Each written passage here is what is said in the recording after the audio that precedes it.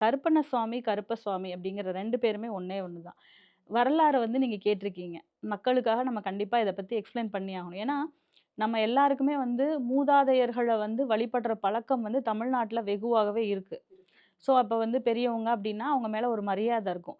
ஜாதகத்துல வந்து பார்த்தீங்கன்னா, சனி வலுத்தவர்கள். சனி மகர, கும்ப ராசிக்காரர்களுக்கு இந்த கருப்பர் மேல ஆசை இன்னும் அபரிமிதமா இருக்கும்.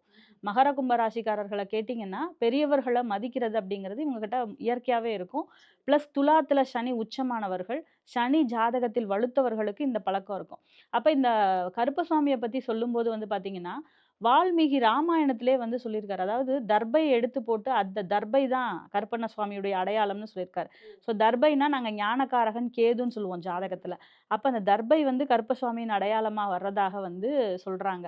அடுத்து வந்து அவரோட உண்மையான வரலாறு அப்படின்னு சொல்லும்போது, வீரபத்ரருக்கும் சண்டி தேவிக்கும் பிறந்த குழந்தை கருப்பசுவாமி அப்படின்னு சொல்றாங்க.